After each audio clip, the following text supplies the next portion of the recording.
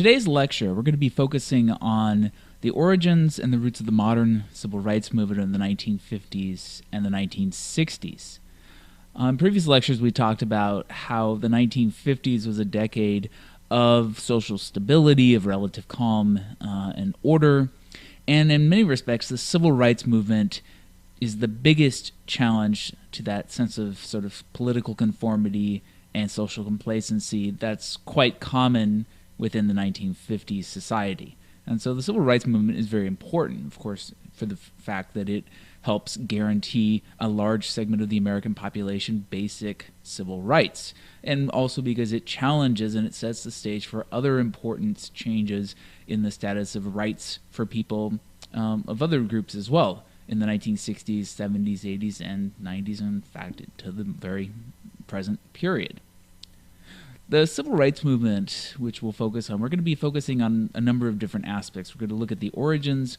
We're going to examine sort of the two different tracks that make up the civil rights movement in the 1950s and 1960s, and we'll talk a little bit about the impact of the civil rights movement on mainstream American politics and mainstream American society.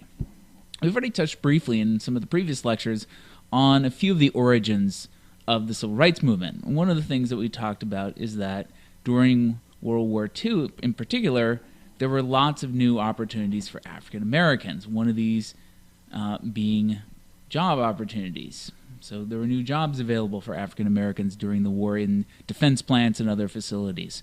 During the war, the NAACP, the National Association for the Advancement of Colored People, establishes the Double V campaign, which is this campaign of victory over tyranny abroad and victory over discrimination at home. We also see mass migrations of African Americans from the South to the West and the North during the war, which contributes to an expansion of African Americans into other regions of the United States.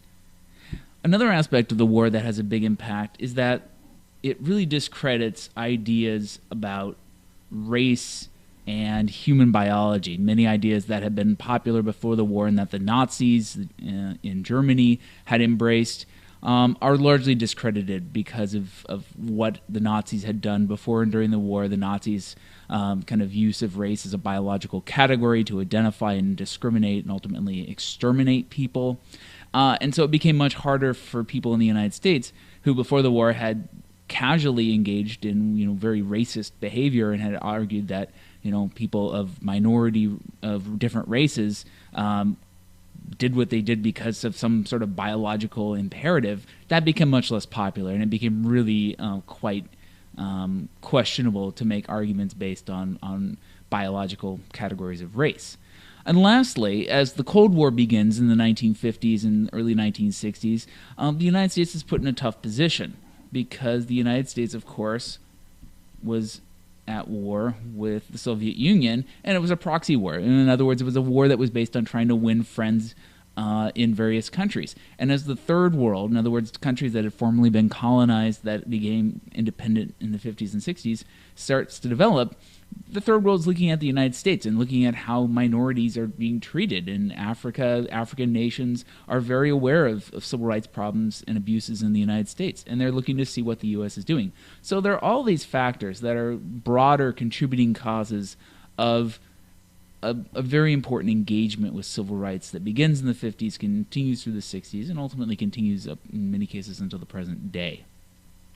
What we're going to do is we're going to talk a little bit about the two main approaches, though, that come to define the civil rights movement in the United States in the 50s and the 60s. One of these movements, and the first that we'll talk about, is a formal legal approach, a legal strategy to combating discrimination in the United States.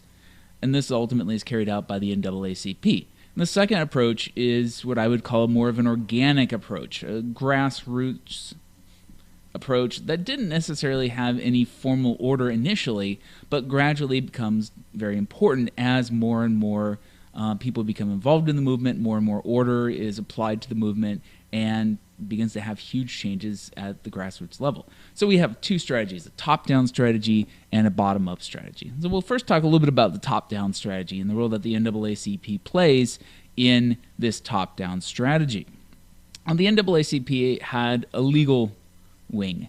It had a wing that was specifically there to help fight civil rights issues and fight against discrimination in court. And the head of this, and I shouldn't say the head, but one of the major forces behind the legal wing was Thurgood Marshall, a lawyer who eventually becomes a U.S. Supreme Court justice and who was very concerned about using legal strategies to fight and stamp out discrimination nationwide.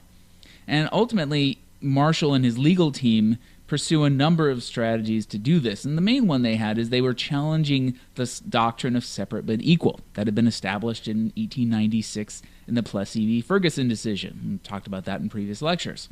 And had largely shaped public education in the United States, especially in southern states, ever since then. The idea that you could have southern schools that were white schools and schools that were black schools, and as long as they were quote-unquote equal, then that was fine. And of course, the problem when you had a two-tiered system like that with a white school and a black school is that it was almost inherently impossible for the black school to be truly equal in quality to the white school. And then, so this is a strategy that the NAACP uses to try to stamp out the segregated educational system. And they begin at the college level. They begin with college and professional schools, law schools, for instance, in the South. Because in the South, because of the legal doctrine, if there was a white law school in a university, then there had to be an equivalent black law school.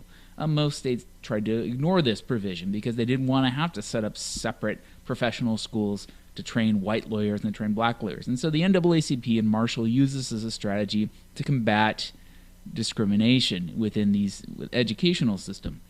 In the 1950s, they win a major decision when the University of Texas is forced by the Supreme Court to admit a black student into the white law program because the university didn't want to set up its own separate black law program. And so this is the first time that a professional school, like a law school, is being desegregated in the South. Based on this, they go on and win a number of other major decisions at the university level that help admit African American students into institutions of higher education. But Marshall wanted to do more than that. They wanted to really go after education in the public school system, the place where the vast majority of Americans, young people, were being educated across the country, both in the South and in the North. And ultimately, the strategy that Marshall and the NAACP pursue is to support the cases of local parents and local students who felt that their children were being discriminated against within the educational system due to unequal conditions. And ultimately, Marshall and the NAACP use 5 cases. 5 cases, a case from Delaware, a case from Kansas, a case from Virginia, South Carolina, and the District of Columbia. And they argue these 5 cases until the U.S. Supreme Court decides to hear these cases. And here we have the members of the Supreme Court in 1953. The only member we're missing in this picture was a new member who had been recently appointed by Dwight D. Eisenhower, who was president at the time. And this was the Justice Earl Warren, who is appointed as the Supreme Court Chief Justice. Had been the California's governor for a number of years, and had been appointed by Dwight Eisenhower because he was seen as a fairly moderate member of the court, and Eisenhower didn't want any radicals on the Supreme Court at the time. Well, the Supreme Court agrees to hear this decision, hear these 5 cases. They ultimately become known by the first case, the first name of the case, which was Brown v. Board of Education of Topeka, Kansas. And so this oftentimes is simply referred to shorthand as the Brown decision, or the Brown case. Well, Marshall and his legal team argue the case in court, and they argue a number of points that relate to the case. First of all, they argue that separate but equal is not equal. And they say no matter how you try to do it, it's impossible for there to be a separate but equal system when you have 2 schools, when they're based on race. And argue that many respects, in most southern states, minority schools were inferior to white schools in curriculum, in physical plants. In other words, the buildings were not as nice, access to educational materials like textbooks. They also make the argument beyond that. They say not only are they not equal in terms of just the general conditions in the school, they said even if you have a school system that has essentially equal facilities and equal opportunities for African American and for white students, there's still stigma. There's still discrimination because you can't have a two-tiered system of white schools and black schools without telling African American students that they're somehow inferior to whites. And so they argue that even if you have a system of true financial equality, in other words, both schools get the exact same amount of money for the facilities and everything, there's still stigma. And argues, in fact, they use a number of sociological studies in their argument to show that these systems of discrimination in the public schools were conditioning minority students to think of themselves as being inferior to whites. And they show a number of sociological studies with young children that had grown up in these segregated school systems that they associated white with beautiful, or they would show them two dolls, a black doll and a white doll, and say which one is the nicer doll or which one is the better doll, and these black children would pick the white doll. So they show that there's a conditioning effect of segregated education. Ultimately, they argue that segregated education violated the 14th Amendment to the Constitution. They argue that it violated the Equal Protection Clause, which is one of the many phrases that made up the 14th Amendment, and argued that all U.S. citizens enjoy equal protection under the law. And they said that discrimination is not equal protection, and therefore you have to fight the system. You have to end this legal system that Plessy v. Ferguson had created in the late 19th century. Well, Warren and the court, they considered these arguments, and for the most part, the court makes it clear, and certainly Warren pushes hard for a decision that, in fact, rules against the school systems. It says that, yes, separate but equal is in violation of the Constitution, it's in violation of the 14th Amendment. But Warren wanted very hard for it to be a unanimous opinion. He didn't want it just to be 5 justices voting in favor and 4 abstaining or voting against or making some other sort of statement. He wanted this to be a clear statement of the U.S. government in terms of the judicial system that segregation was wrong and it was going to end. And so there's a lot of work behind the scenes, Warren lobbying the other justices for a majority opinion, for unanimous opinion. And ultimately, the opinion is issued and argues, just as Thurgood Marshall had, that the 14th Amendment, the Equal Protection Clause, is being violated by segregation in public schools, and rules that public schools must desegregate. The phrase that that's not initially used in the decision, pictured here, but that later is issued the next year. The initial decision is in 54, and then in 55 there's a second ruling to help kind of interpret the initial ruling. Warren argues that schools must be desegregated with all deliberate speed. And this is a phrase that's used in the ruling. In other words, schools can't take 10 years or 15 years to integrate. They must do it right away, or they must at least show that they are attempting to do it right away. What happens as a result of this, though, is that there is a massive groundswell of resistance, especially in the Deep South, against public school desegregation. The phrase that is commonly used for this is called massive, literally massive resistance. This becomes a policy that southern states pursue in order to try to fight or delay desegregation within the school systems. So many states, Virginia included, and in other states as well, passed laws to block desegregation, to try to literally legally prevent school systems, even if they wanted to desegregate, which many didn't, but to prevent school systems from desegregating. They would lose all their state funding if they did so. Some places, they simply shut down the schools. In Prince Edward County in Virginia, the local school board essentially votes itself out of business and says that all public schools are shut down in order to prevent desegregation from happening. And of course, one of the ways they get around that then is they offer private funds, essentially vouchers to students to go to private schools for the next 5 years. So white students are still able to go to school, but African Americans are entirely excluded from any educational opportunities within the public school system because it was shut down. So massive resistance really plays a role in slowing the implementation of the Brown decision. But nevertheless, the Brown decision is law, and the U.S. government is essentially, because of the ruling, tasked with ensuring that desegregation does take place. Of course, the federal government tries very hard to stay out of desegregating at the local level because it's a messy subpart, and Dwight D. Eisenhower, who's still president until the end of the 50s, really doesn't want to get the U.S. government involved in doing so. One of the few cases where the U.S. government is directly involved in desegregating is in 1957 in Little Rock, Arkansas.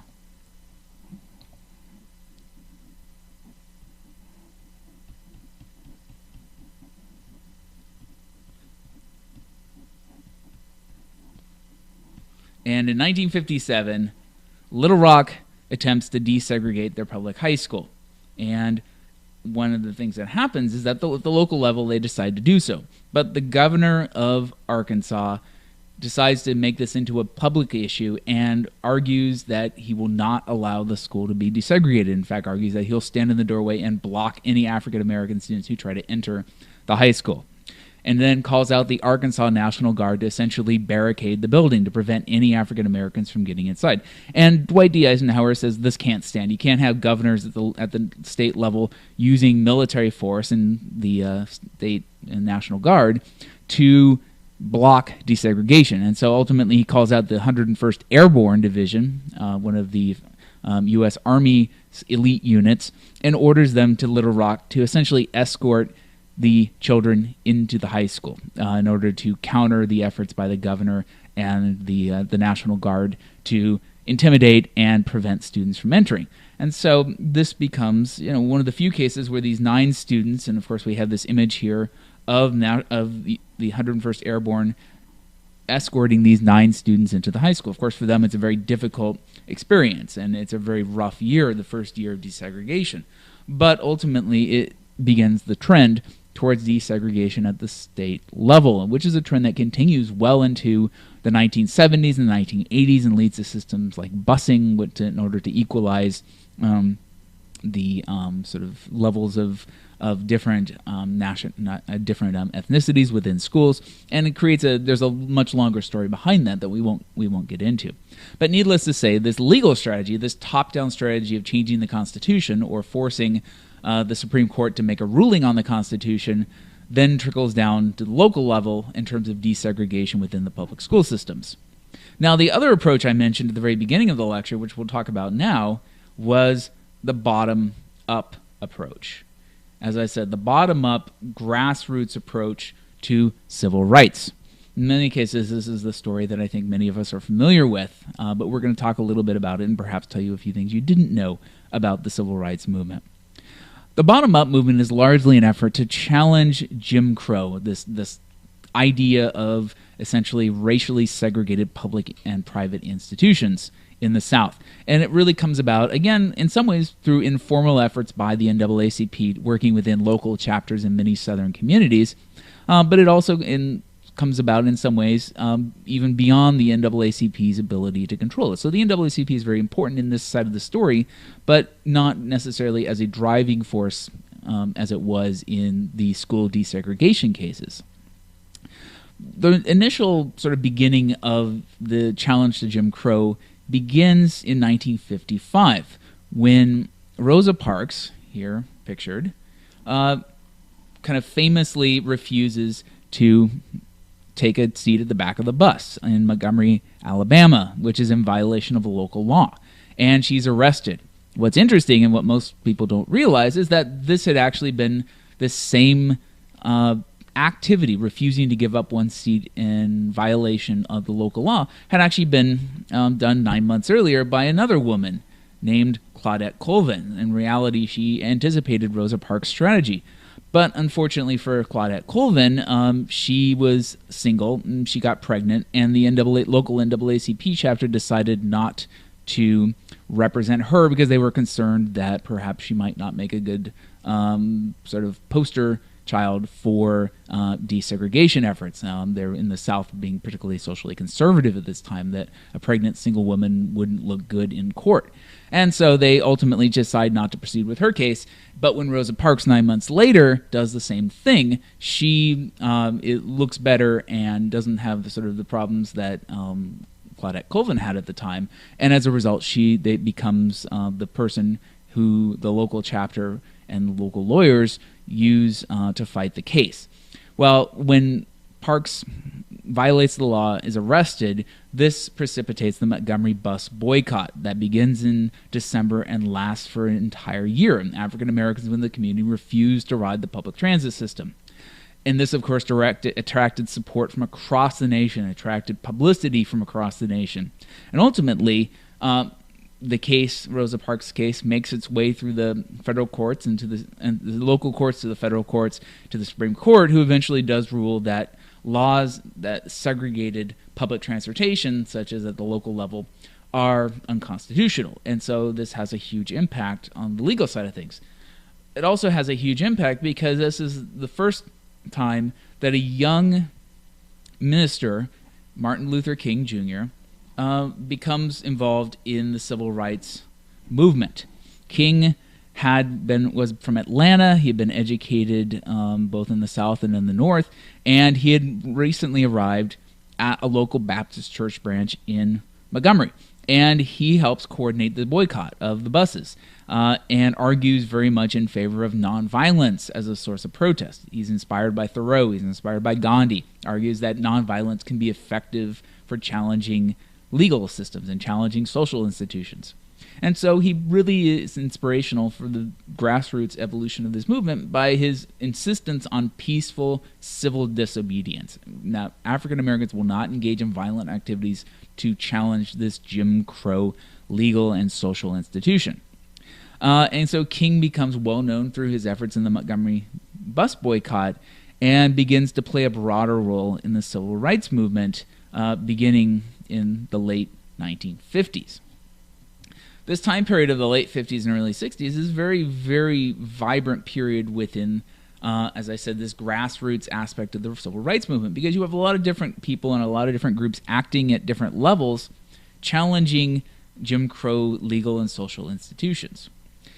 When King is successful and Montgomery is the Montgomery bus system is successfully integrated, he and a number of other Christian ministers go on to form an organization known as the Southern Christian Leadership Conference.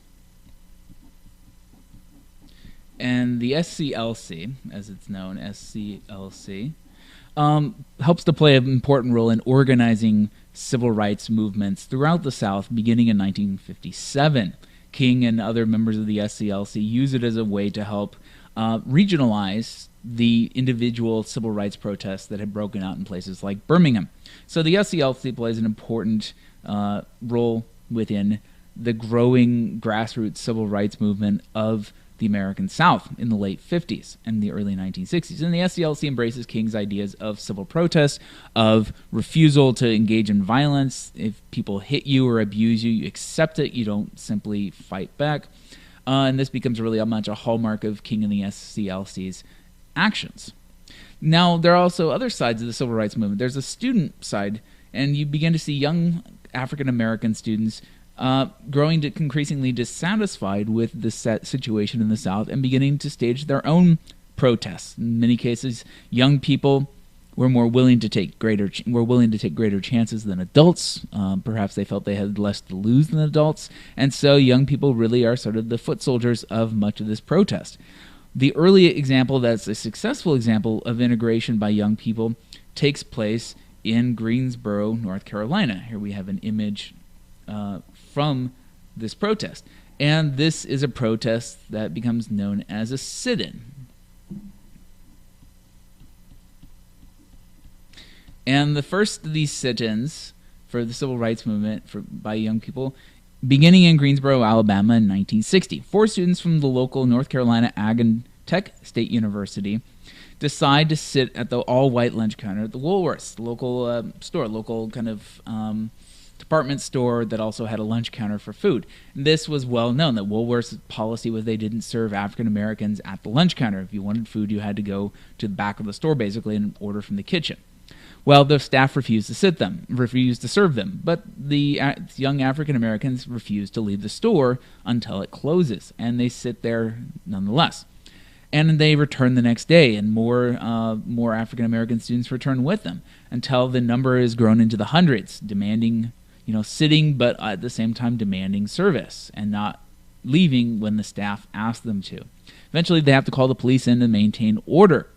These sit-ins start to spread across the South, led by student organizations. And eventually, within 5 months, Woolworths at the national level, just the publicity is bad. They don't want it anymore. They agree to serve African Americans at their lunch counters and integrate this very segregated facility in the South.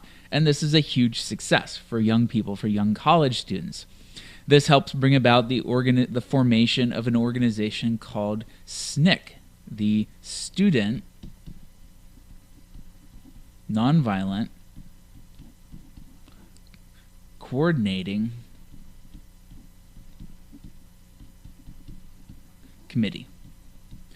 And this is another organization, somewhat of a parallel to the SCLC, to help young people organize and challenge segregation, to fight for racial justice, empower African Americans to take control over their lives, to help fight for equality within their communities. And in many respects, as the 60s goes on, SNCC emerges as a more radical alternative to the SCLC. To sort of summarize a little bit as we go ahead, these movements gradually continue to expand. The SCLC and Martin Luther King, SNCC, and various student leaders push for more rights. In 1963, the SCLC engages in a campaign in Birmingham, Alabama. And the Birmingham campaign is important because Birmingham had essentially very segregated public stores and other facilities that didn't employ African Americans, and the local community was extremely upset about this. And so the SCLC organizes protests to try to combat this extreme segregation within the community. They are violently repressed. Peaceful marches are attacked by police with dogs. They use water cannons on the protesters, and it's an extremely violent reaction against actions of peaceful protesters. Houses are bombed. Here is a picture of a house where a bomb was thrown into it during the protest period. Birmingham, it becomes among protesters known as Bombingham because of all these bombs that are set in churches and in homes and to try to kill or scare African Americans into giving up the protest. Martin Luther King gets arrested during this period for his actions, but ultimately this campaign draws nationwide attention and forces the people of Birmingham and of Alabama in general under a very negative light as the national news broadcasts are showing what's happening in Birmingham every night or every day. And ultimately forces local leaders to negotiate an end to the campaign by promising greater access for African Americans to businesses, promising to hire African Americans to work in businesses. And so it's ultimately a success for the SCLC, for African Americans, for King, because of these nonviolent activities. King and the SCLC continue. They begin to grow more bold in their objectives, and the next major project that the SCLC and a number of other organizations engage in is a march on Washington, D.C. This is something that had actually originally been proposed by another African American, A. Philip Randolph, who was a Union leader during World War II, and because of arguing against segregation in wartime industries. And actually, at the last minute, President Franklin Roosevelt had made some decisions to help avert this huge march that was threatened on Washington. Well, King and his supporters go ahead with this march, and it becomes ultimately the largest public demonstration in U.S. history. 250,000 black and white attendees march to D.C. to the National Mall and campaign for civil rights legislation, as well as for legislation that would help promote jobs, help in segregation in the workplace. By far, probably the most famous outcome of this is, of course, Martin Luther King gives his I Have a Dream speech, which is inspiring to those who are in attendance and widely reported to those who can't attend. And ultimately, it reflects a peak of the nonviolent integrationist movement in the United States. This movement spurred by the NAACP, by SCLC, to peacefully bring about the end of segregation and to promote integration of African Americans and other minorities into white society in the United States, both in the South and throughout the United States. And ultimately, part of the outcome of this is that the United States government accepts the demands of protesters to play a greater role in ensuring equality under the law for those of different races and to ensure equality for those of different genders. As a result of these March on Washington and the other protests in 1964, the new president, President Lyndon Johnson, who takes office after Robert F. Kennedy is assassinated in 1963, Johnson puts pressure on Congress, who passed the 1964 Civil Rights Act. And here Johnson's signing the Civil Rights Act, which is a hallmark piece of legislation. It outlawed racial and gender-based discrimination in employment, public institutions, and commercial facilities. Gave the U.S. government, the U.S. Attorney in general, power to sue in federal court in any circumstances where there was discrimination. And this was a huge amount of power. The next year, the Voting Rights Act is passed, which allows the federal government to oversee elections, especially elections in the South where there was a lot of discrimination and intimidation of voters. Later the same year, the 24th Amendment is passed, which bans poll taxes, which was a technique that many southern states used by forcing you to have to pay a fee every year in order to vote. And most African Americans couldn't afford or just were unwilling to pay this fee and therefore were excluded. The final outcome of this great series of events that take place in 1963 and 1964 is that in 1964, something called Freedom Summer is launched. And this is a summer where young people, mostly college-age students, go to the South and try to bring about voter registration drives for African Americans. They start freedom schools to help educate African Americans about civics and things like that. And it really helps bring about a very strong awareness among the general population about what's going on in the South. It is also massively resisted. There's a lot of violence directed at these people who were in the South for Freedom Summer.